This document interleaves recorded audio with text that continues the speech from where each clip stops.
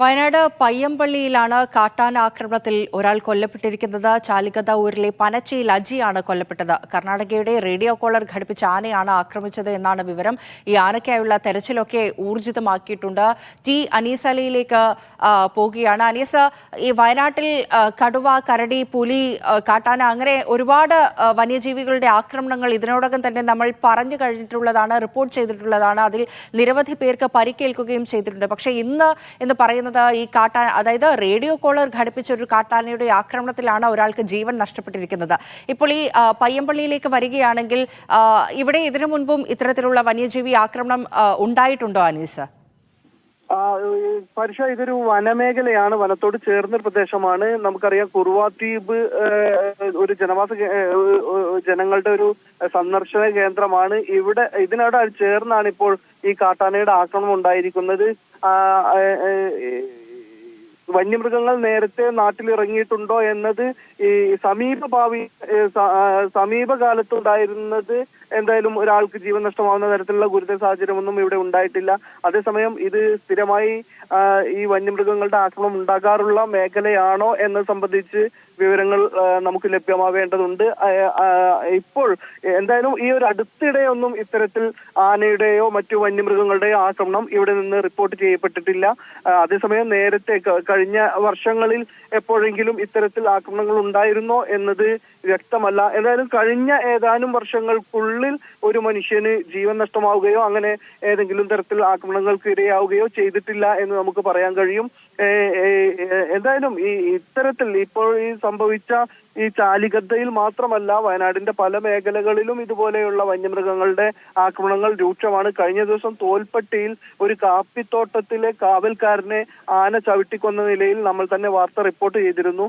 അതുപോലെ അതിനു മുമ്പ് ഒരു മാസം മുമ്പാണ് ഇപ്പോൾ പ്രജീഷ് എന്ന് പറയുന്ന യുവ കർഷകനെ കടുവ ആക്രമിച്ച് കൊലപ്പെടുത്തുന്നത്. അത് മൂടക്കൊല്ലി എന്ന് പറയുന്ന സ്ഥലമാണ്. അതുപോലെ മേപ്പാടിയിൽ സ്ഥിരമായി കടുവ ഇറങ്ങാറുണ്ട്. കൊളകപ്പാറയിൽ കടുവയുടെ ആക്രമണത്തിൽ വളർത്തുമൃഗങ്ങൾ ഇപ്പോഴും കൊല്ലപ്പെട്ടുകൊണ്ടിരിക്കുന്നുണ്ട്. ഇങ്ങനെ പല സ്ഥലങ്ങളിലായി വന്യമൃഗങ്ങൾ, കടുവയും പുലിയും കരടിയും കാട്ടാനയും ഒക്കെ ആയി വളർത്തുമൃഗങ്ങൾക്ക് നേരെയും മനുഷ്യർക്ക് നേരെയും ആക്രമണങ്ങൾ ഉണ്ടാകുന്നുണ്ട്. ഈ അടുത്തിടെ തന്നെ ഒരു 2 മാസത്തിനുള്ളിലാണ് 2 പേർക്ക് ജീവൻ നഷ്ടമാകുന്നത്. വളർത്തുമൃഗങ്ങൾക്ക് നേരെയുള്ള ആക്രമണം സ്ഥിരമാണെങ്കിൽ പോലും മനുഷ്യർക്ക് നേരെയുള്ള ആക്രമണം ഉണ്ടാവുക അത്ര സാധാരണമല്ല. കഴിഞ്ഞ ഈ 2 മാസത്തിനുള്ളിൽ 2 പേർ കൊല്ലപ്പെടുന്നു. അതിനു മുമ്പ് ഏകദേശം ഒരു 6 മാസം മുമ്പാണ് മറ്റൊരു മനുഷ്യനെ കടുവ ആക്രമിച്ച് കൊലപ്പെടുത്തുന്നത്.